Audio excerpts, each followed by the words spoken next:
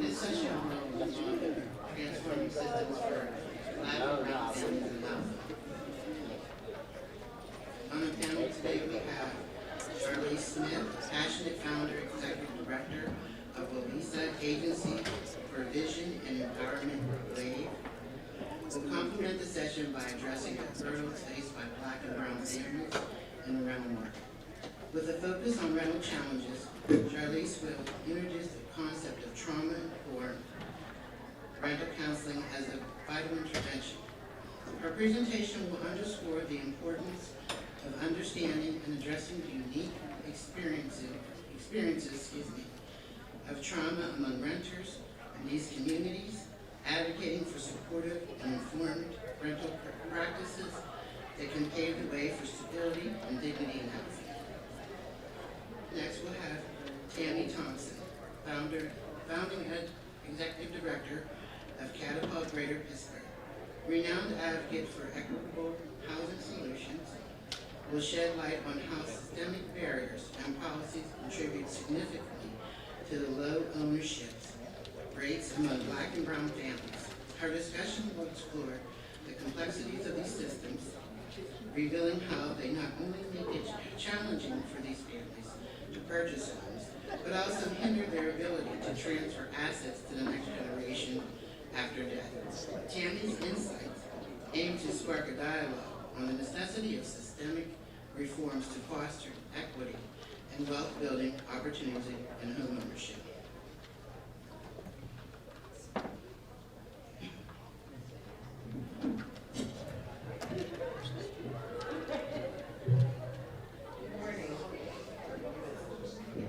Hello, everyone. Again, my name is Charlize Smith. I am the founder and executive director of WAVE, Walisa's Agency for Vision and Empowerment. This nonprofit was birthed out of trauma. I witnessed my mom get murdered at the age of 3. I've lived in low to moderate income communities all of my life, and I wanted to invent something, create something to provide stability for families in the housing market.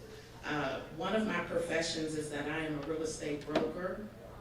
I've been in that industry since 2002, thank you, since 2002. And I thought my journey and my path was going to be property management.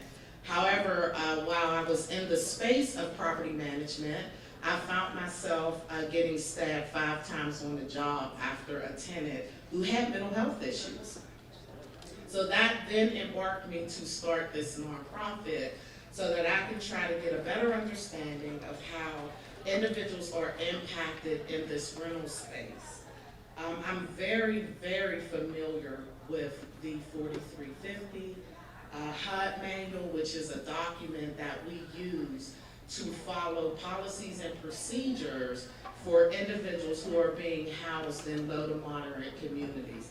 And I'm sorry, I am really not good with this PowerPoint stuff, because when you've been in this space for a long time, it just comes out of your heart. So I'm going to try to the best of my ability to follow this, but you all are more than welcome to have a copy if I don't. So, okay, we talked about this a little bit. Our mission, we create housing and economic stability for at-risk individuals and low-income communities through personal empowerment, skill set development, sorry about that. Skill set development, problem solving, and wealth building. This is very key to our organization. And the reason why this is key is because I was a product of living in low to moderate income communities and sitting at a desk behind someone calculating my income and expenses and letting me know what my rent amount was going to be. However, no one took the time out to assess some of the things that I may have been going through in that process. And so after I got stabbed on the job, this woman had mental health issues, right? I don't know if you all remember, but back in the day, this is moving without me clicking. I'm just letting you all know.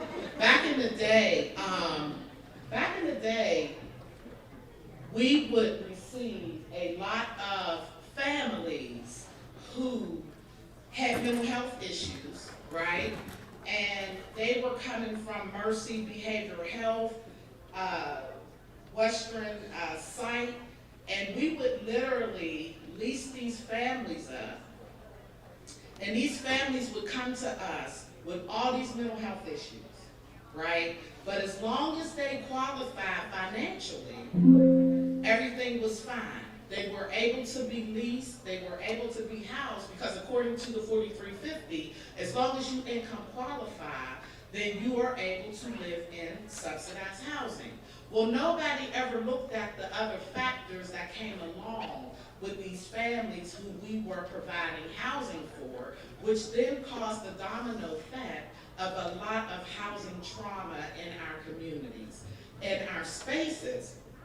And so when I observed this at one point in my life as a property manager, and then being stabbed 5 times by a woman who had mental health issues, I had to take a step back and say, okay, what is going on? What are the missing pieces?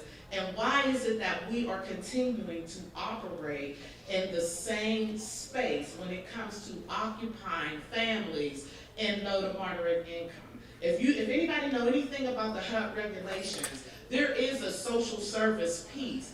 However, that's mostly geared to senior families.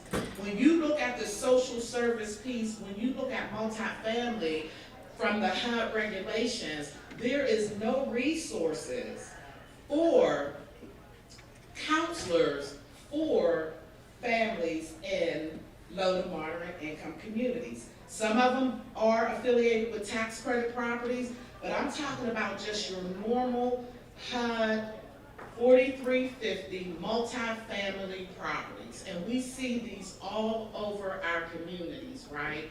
And so the way that the budgets are structured, you are not allowed to use those resources to provide social services out of the contract rents.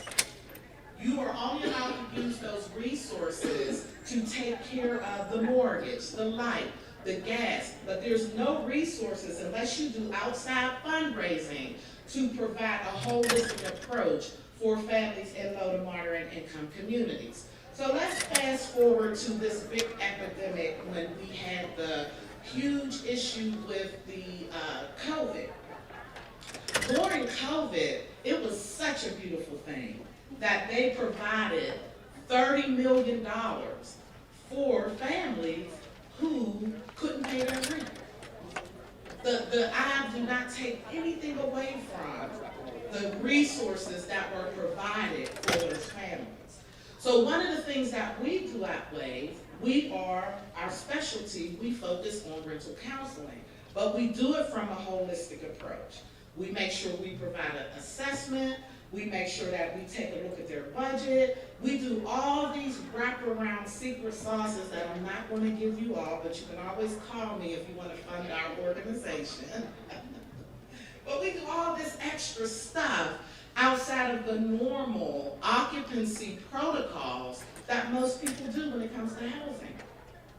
So a part of this $30 million,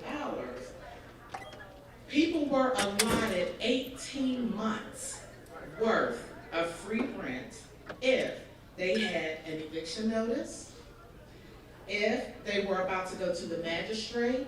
So a part of the reactive plan was, let's pay these people's rent for the next 18 months. Well, guess what?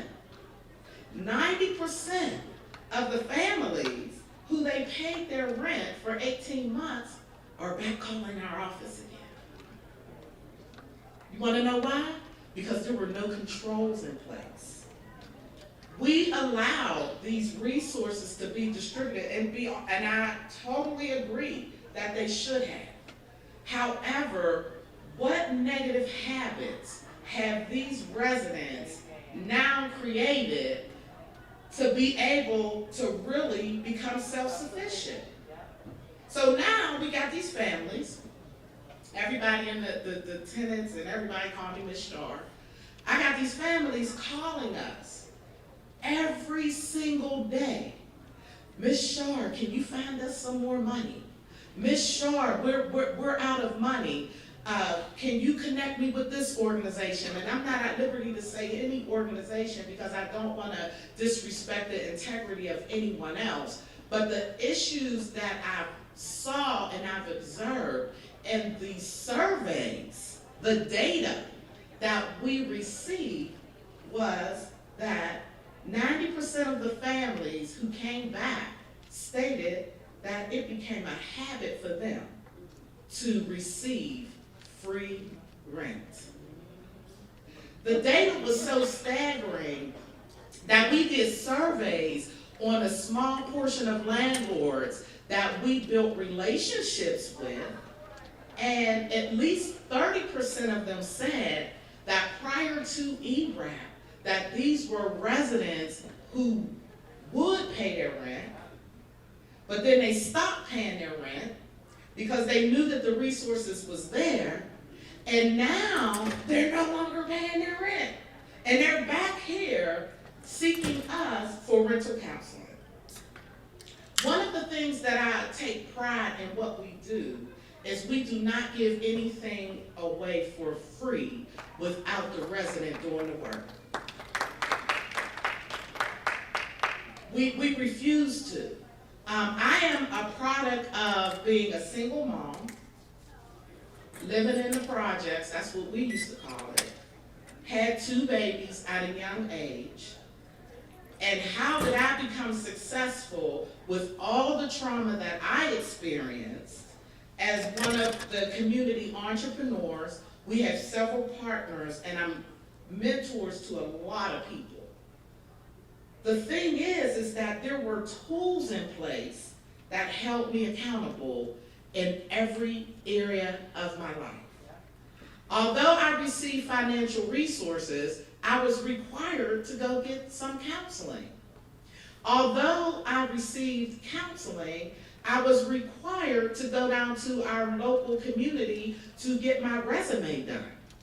Although I was required to get my resume, I had to go to another community and get interviewing skills. There was this thing called Real Family Self-Sufficiency Wraparound Services, where wherever I may have been leaning to the right and to the left, there was something to catch me. Nowadays, we have gotten a little comfortable, and when we talk about transforming the outlook and the plan of housing, I believe that we have to come together at the federal level to really have an impact on what we need to do to build strategic partners in order to make sure that these families are self-sufficient. Now, I don't know if you all know, and I know the data's here somewhere, but the actual number, I'm not used to standing in one place, but the actual number of individuals who was facing eviction during COVID are the same, maybe a little bit more now. The numbers are staggering, who are literally families who are facing eviction. These are families who've already received the 18 months of self-sufficiency funds through rental assistance. So now what do we do with our families? What do we do with our families? We're consistently hearing about the homelessness populations that is occurring in, I'm sure, you all's city, definitely our city. I mean, you can't even walk downtown Pittsburgh without seeing abundance of homelessness. Now we are back to having families who are literally grandma, auntie, grandchildren, all living in inhabitable conditions because we have so many families facing displacement. We have so many families facing homelessness. And the findings are extremely saddening. They are extremely saddening. So some of the things that we do at our organization is that we do a very intense intake process. One of the things that we do is we literally take a look at each and every family to determine what are the barriers that are causing you to continue the vicious financial cycle, the financial unhealthy habits, and we tie them in to how they look at themselves internally. What we also observed is most of the families who received the 18 months of REACT, we did a test about 27 families, and we conducted virtual inspections. What we found was most of the families who we did the virtual inspections on, at least 60% of them was living in deplorable conditions. Because I can go on and on. Just let me know when it's time for me to stop. 60% of those families were living in deplorable conditions. They were living with, some of them had rodents. Some of them had water leaking in their roof. Some of them had just some of the children were sleeping on mattresses. So now we've provided free rent, wrote checks to families without any contingencies in place to see what was really going on with the family. So now you have this cycle of, and one partner, made a statement to me and asked our organization to go work our magic, and he was actually the landlord, right? He said that this particular tenant had mental health issues. So we went in to see, well, what do you mean work our magic? Well, I would be traumatized if I was living in an environment where there was rodents running all through the house with my children. So for the response to be work your magic, how can I work my magic when this particular tenant had every right to feel how she was feeling? So now let's flip this over to the landlord, from the landlord perspective. One of our slogans is uplifting life and community at the same time. And when we look at a lot of the deplorable housing, the blighted housing in our communities, 9 times out of 10, that is a reflection of how that family feels internally, right? And so when I try to have conversations with landlords, and we're talking about overcoming challenges, and we're talking about how we need to shift the narrative on how we look at housing, when I had a conversation with a lot of the landlords, some of the landlords didn't even have a clue that some of the information and how they were living had an impact on why they weren't paying their rent. And so we started building relationships with the landlords to educate them, to have a better understanding on why you have tenants tearing up your units, why you have tenants who are not paying their rent. And so one of the things that we have implemented is that we are starting to roll out a program where we will be interviewing applicants prior to them leasing to landlords. And a part of this application process is that we are doing our trauma rental counseling. We are conducting surveys and literally emailing analysis to the landlords, because there are triggers that we can identify that will let us know whether or not there's a chance or a possibility that this particular tenant will either be delinquent, maybe sneak her boyfriend up in the unit, maybe end up tearing up the unit, for a better lack of words. So we literally try to provide that holistic approach, because if we do not do something different, then we're going to continue to get the same thing and the same result. And all I hear is about, there's not enough affordable housing. Well, you know what? There's just not enough housing, period. There is not enough I want to say love when it comes to not judging families who may be paying $25 versus a family who may be paying $2,000 who's in the same community of a tax credit project. So our perspective is, how do we overcome these barriers? How do we become holistic, unique, innovative in changing the rules and regulations from the federal level? This 4350 have been revised over and over and over. I know it's been in existence before I was born. And if we continue to operate and lease housing to our families using this same model, I'm not saying that we need to get away from the model, because wisdom is powerful. But what I will say is we need to enhance the model that we currently have if we want to have an impact on affordable housing in the rental space.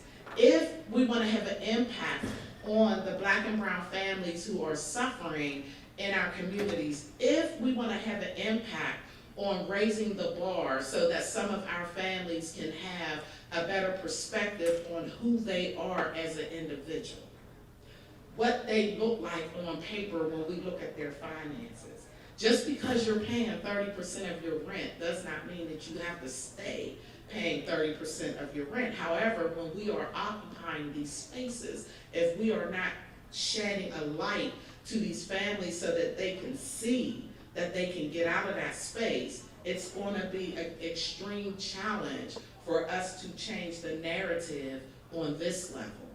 But I believe if we can come together and have these conversations at the federal level, at the housing level, I really believe that we can have a different impact on the families. Now, I don't believe it's going to happen overnight, absolutely not, but we have to start somewhere. And the numbers show us that if you allow people to be held responsible, some level of responsibility, they are more in tune to get things done. We're human. If you keep giving me something free over and over and over again, and that habit becomes a habit, I won't accept it. That's just what it is, and that's just who we are as human beings. So I'm going to pass this over to my partner in crime. We do a lot of collaboration together. Again, if you have any questions, you can come and talk with me afterwards. But I'm really looking for partners who are trying to advocate a new perspective and a new way of life and thinking on how our families are living and occupying spaces in affordable housing.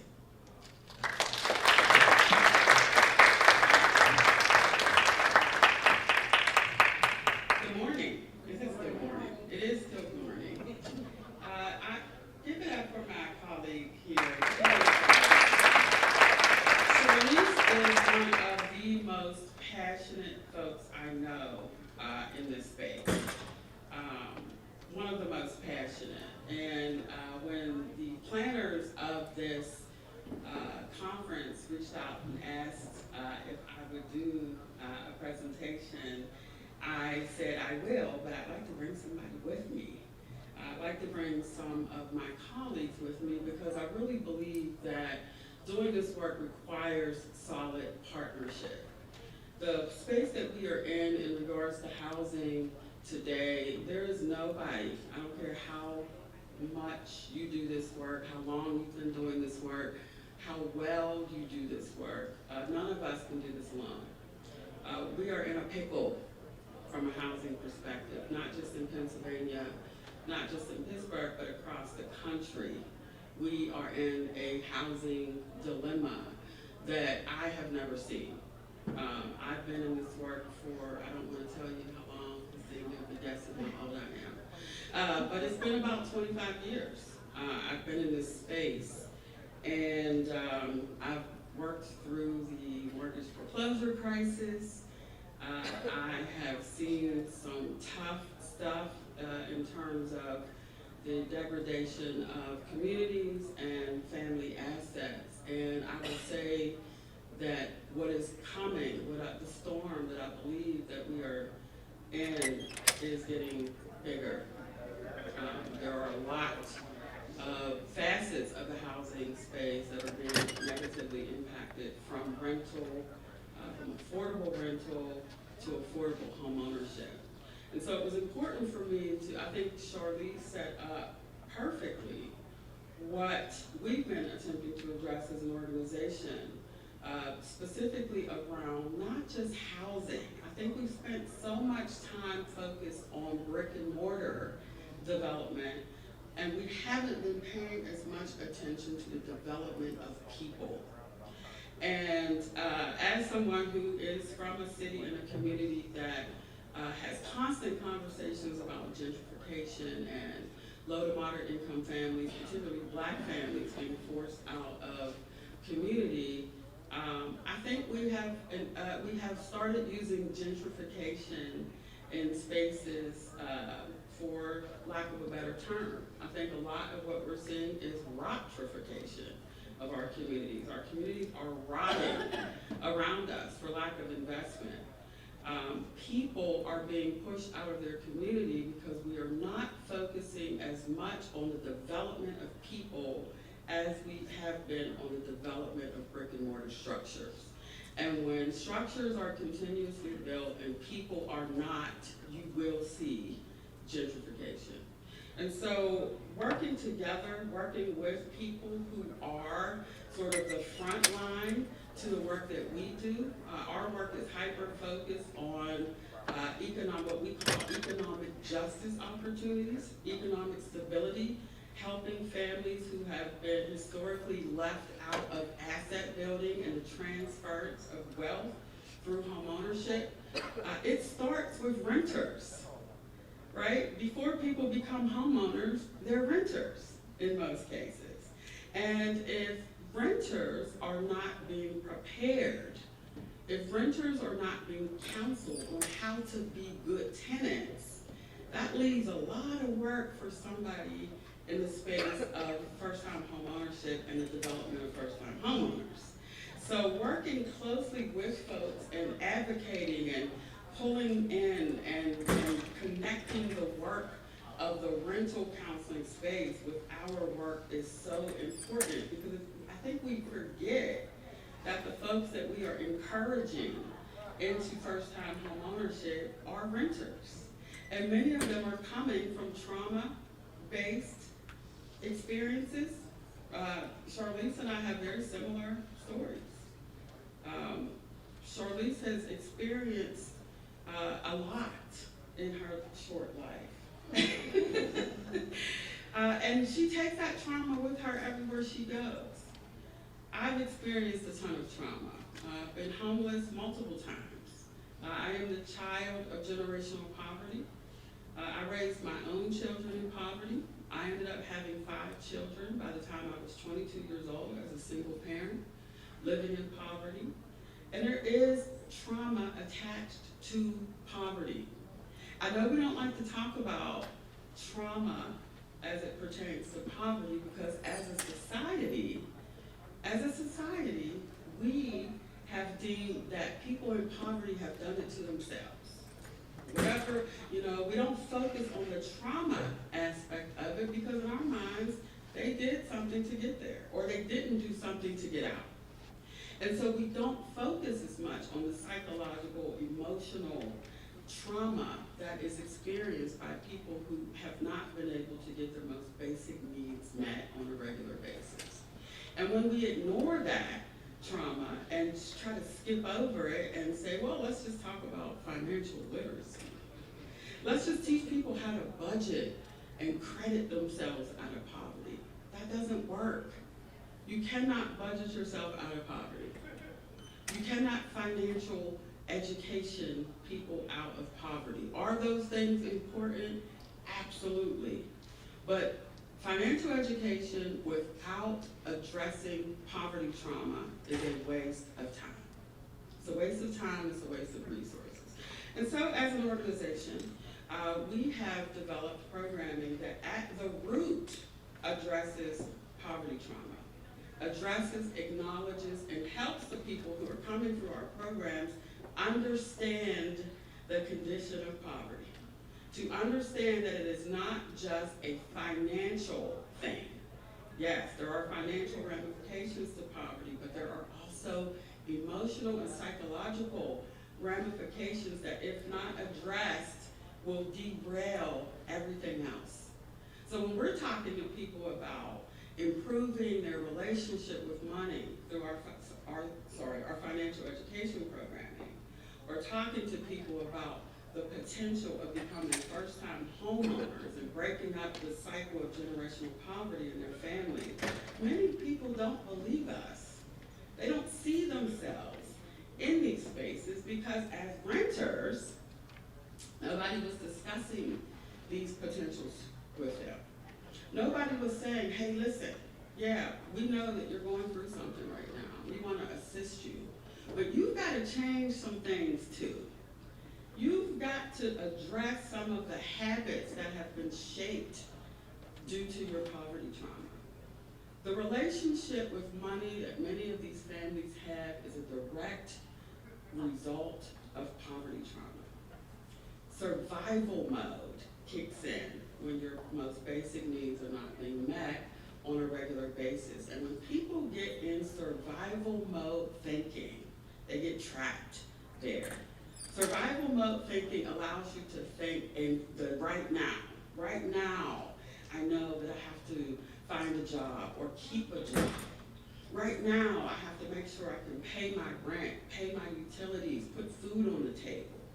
And in many instances, right now, these families have to focus on making sure the children even make it home from school alive. So there's a lot of stuff that is happening in these communities and with these families that is preventing people from looking into the future. And most financial principles require people to be able to look and see themselves in the future. Even developing a budget is a future tense activity. You have to be able to at least see yourself in the next 30 days to develop a sound budget.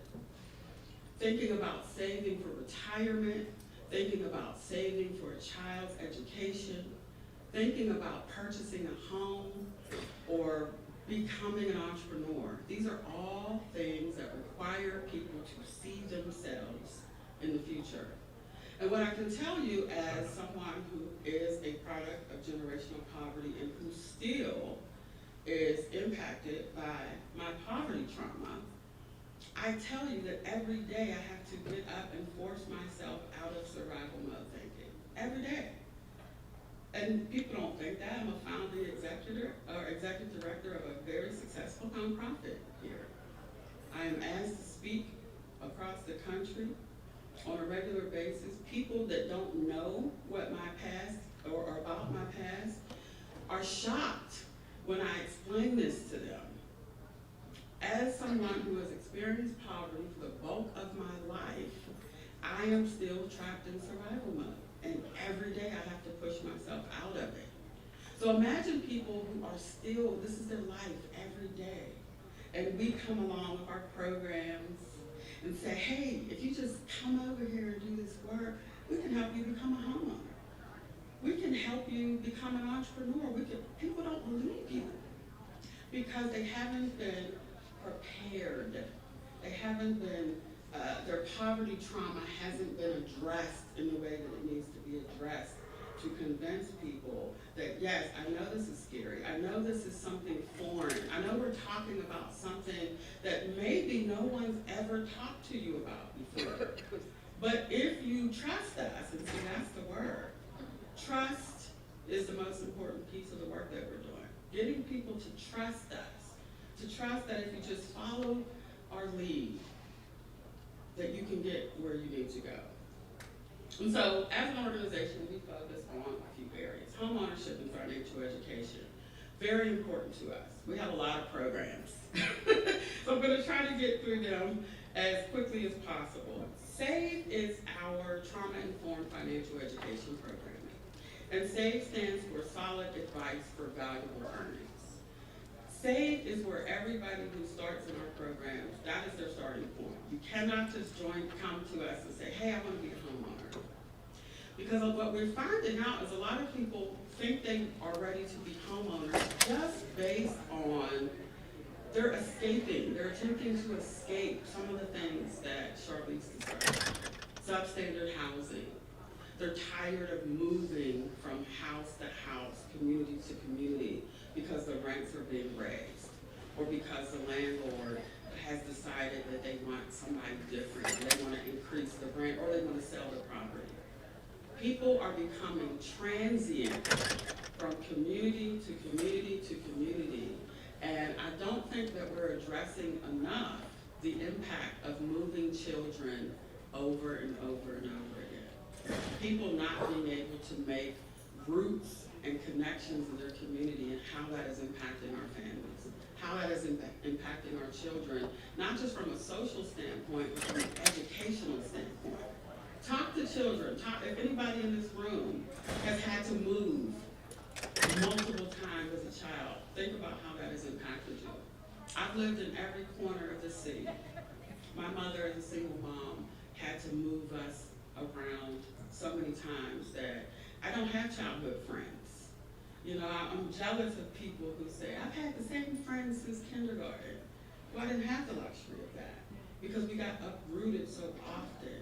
And what that has done to me emotionally and psychologically and socially, it's had an impact, right? But I'm very self-aware, if you guys can't tell. I've done a lot of therapy over my life, but these are things that I learned.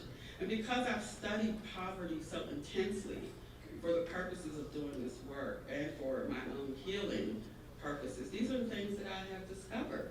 And so we implement it into our work. We make sure that our work is going beyond the financial aspects of poverty. The emotional and psychological piece is really the piece that's going to move the needle, helping people change how they see themselves in our society.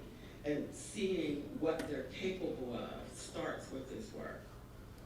DOOR, I'm going to stick around a little bit. DOOR is our first-time homebuyer program that we developed from scratch based on the work that I started in 2009 in doing mortgage foreclosure counseling. All of the things that I learned about what actually pushed folks into foreclosure, we have incorporated into our first-time homebuyer education. A lot of things that get covered or that get missed by traditional first-time homebuyer education. I think most traditional first-time homebuyer education is hyper-focused on how to get people to the closing table. What needs to happen to get people to the closing table? Let's address their credit. Let's address their budgeting habits. Have they been able to save enough for their down payment and closing costs? Well, really, that is just surface level work. Preparing people for the psychological and emotional responsibility of home ownership is extremely important. And we do that through our program. Key is our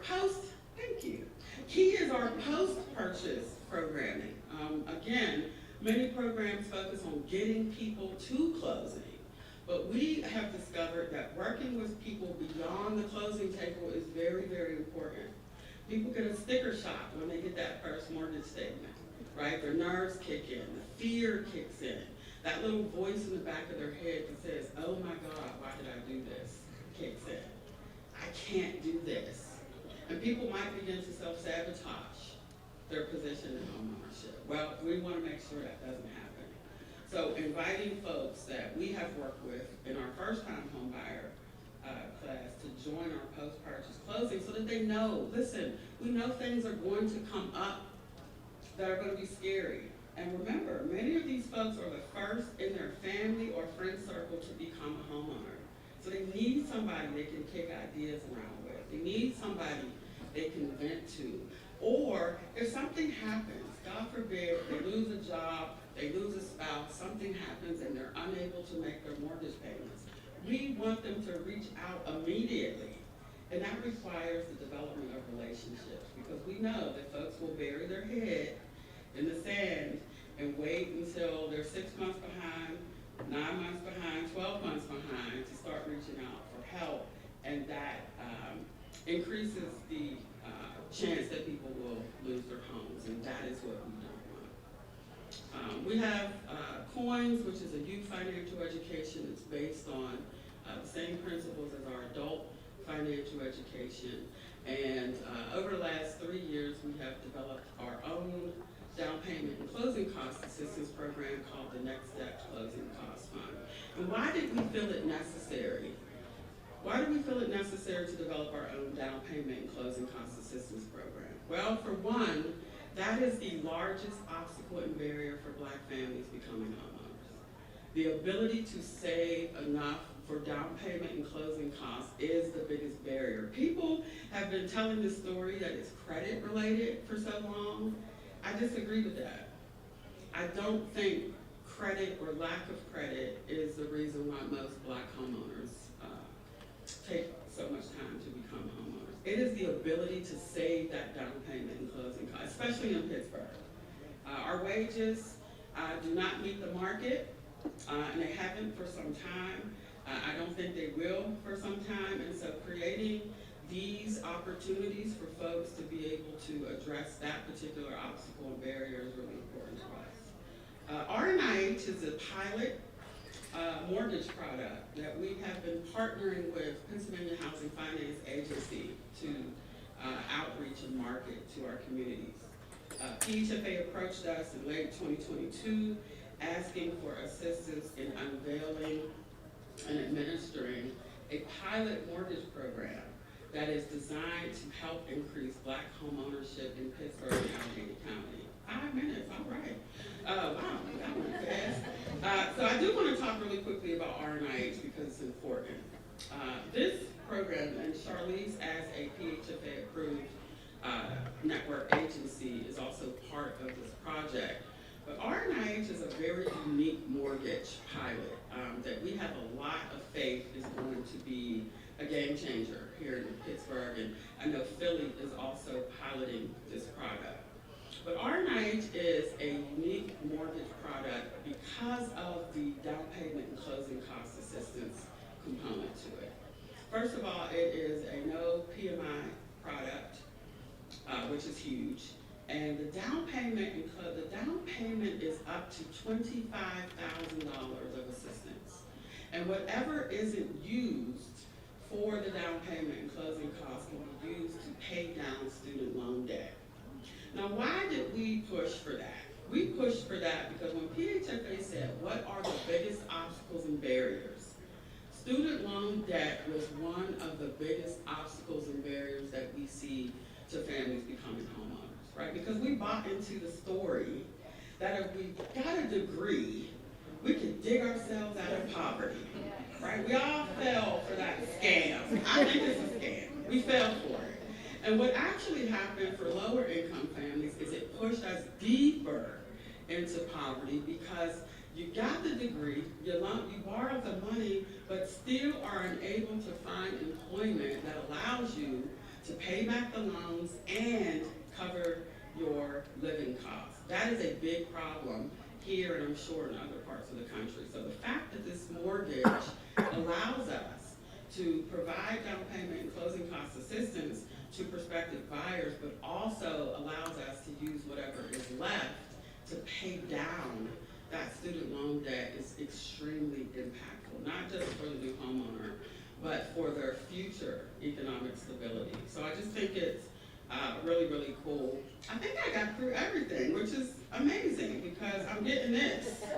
I would love, this work is really, really important. We appreciate you. We appreciate the folks that are in this room. We appreciate the work that you are doing because I also believe, again, there is no one entity or two entities or even 5 entities that is going to be able to solve this issue, this mounting issue that is getting bigger and bigger and bigger for our communities.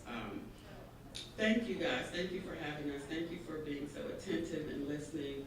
I would love to hear from some of you if you're interested in hearing more about the work. Thank you very much.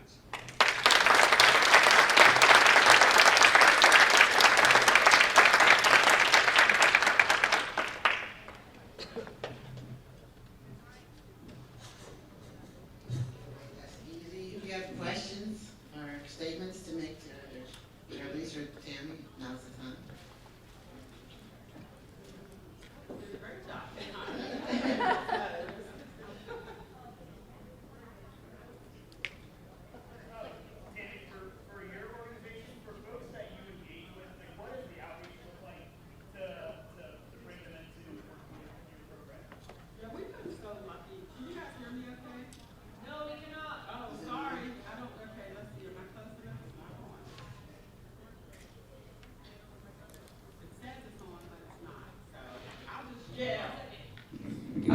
there it is.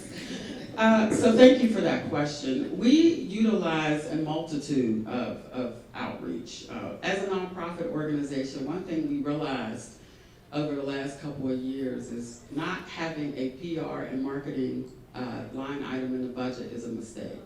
I know a lot of nonprofits are like, we can't afford it. Well, you have to figure it out. We started out being primarily on social media and using our social media reach to do outreach and marketing. But lately, our word of mouth is our largest outreach weapon. People who have gone through our programs, who share their experience in our programs has been the best outreach and marketing we could have. We've been working on videos, and I do a lot of this. I do a lot of community speaking and community engagement as well. So we use every avenue that we can think of: PR, print, radio, conferences, TV. Social media, though, is probably our biggest outreach medium. Thank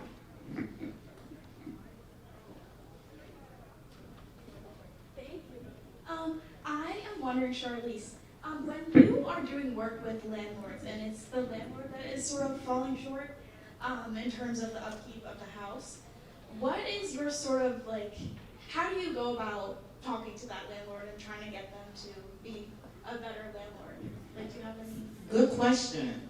So, my past experience, I was a property manager and a regional manager, so I'm very familiar with the regulations, the house rules, the tenant selection plan. So the first important thing is we try to build a relationship, right? We make sure we understand the lease, and we make sure we understand who's responsible for what.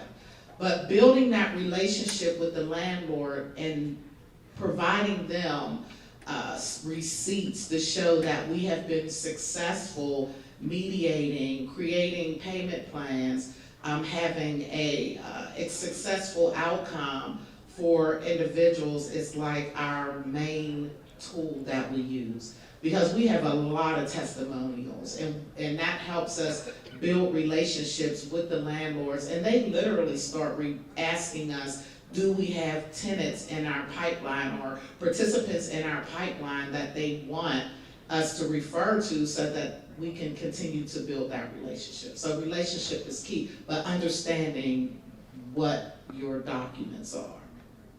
Thank you so much. You're welcome. Hi, Charlize. I'm Alexandra. I want to piggyback off of your question. I work in the healthcare field, and we do a lot of housing assistance. We either connect people to agencies like your own, or we have some financial contributions. So we have some folks that we would like to engage with landlords because of the conditions they're living in. For instance, one woman we have, she's elderly, she's only paying $300. We have many members who are surviving on $943 a month Social Security SSI. And she's living, the rats are terrible, and we want to help her, but we are encountering members who have fear of any intervention because they're afraid they're going to lose the situation they have. And she's right, she probably won't find another $300 apartment on the north side. So we're not sure how to handle that, you know? And is it something like that you could help guide us with, or, you know, we just don't know what to do? So that's so interesting you brought that subject matter up. We deal with that a lot. We have a client now who lives in a community. The woman is emotionally attached to the house. The house that she's living in, and she's on Social Security, but her Social Security was high enough where she was able to go through the RNIH program. She worked doing her financial literacy through Catapult, was referred back to us because we were the original agency working with the client, got her pre-approval. We referred her to one of our partners who does a lot of Life Venture, who does a lot of real estate in our community, helping individuals get into housing. and understand the low to moderate income guidelines and all the resources. Well, she did not want to come out of her house. The agents literally set up an appointment, a new remodeled home that was located in one of the other communities, and they ended up reaching back out to us. So again, relationships is everything. So our counselor was able to call her, like we bully in love, right? So we're like, girl, you know, I literally have the video in my phone. I talked about this last Saturday. I almost cried because she's living with raccoons in her roof, but got a pre-approval, right? Just mentally, but she was so emotionally attached to the house and beating herself up because she didn't take care of her parents' house. This was an asset that her parents gave her. They passed away and she didn't have the financial, emotional stability to maintain it. However, we were able to get her out the house because the agent called us back again. That's that relationship. She went to see the house and she loved it, right? So again, it's all about, you know, even as adults, us professionals, we want to be loved. And sometimes, you know, again, when we're talking about the financial stabilities that you're trying to become in a nonprofit, you sometimes lose your way and you're trying to keep up with the numbers instead of keeping up with the people. And I believe the more we keep up with the people, we'll have a better impact on the families. So we're more, you know, we can have a conversation afterwards if you want to do some collaboration. Thank you so much. You're welcome.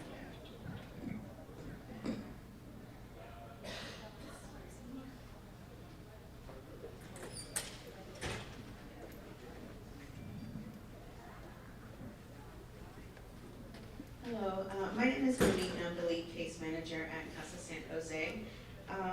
I work with a lot of Latino communities, clients, families. How can I refer a client to you that is having tenant issues? Do you have like a specific email, phone number? Yeah, I should have put, you know, I am such a heart person. So I'm trying to learn how to navigate through the PowerPoint. But our website is www.waveoflife.org. I believe I have some business cards here with me.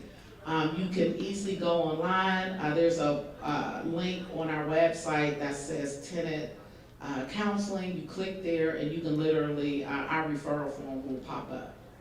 Do you have someone that speaks Spanish? We do not internally, but we do have partners in other organizations that do. We just got lucky and got somebody. So yes, we have someone that we will be able to navigate any of your referrals. Oh, that would be great. Thank you so much. Thank you.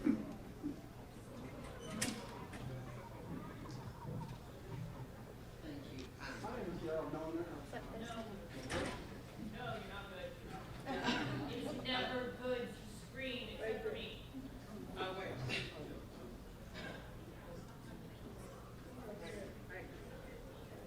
Sorry. Thank you. You guys gave a great presentation today.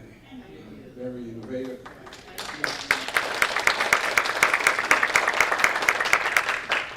My pastor say you can give without loving, but you can't love without giving. And you guys are doing a great job giving.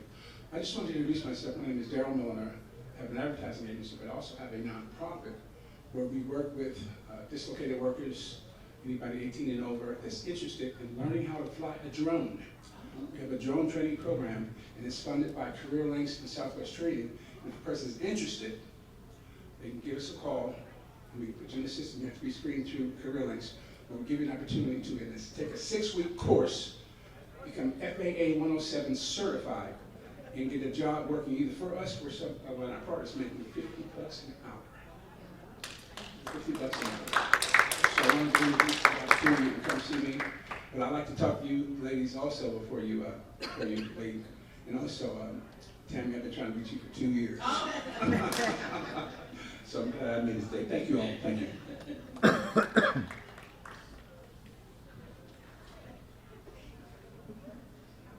will be our last question.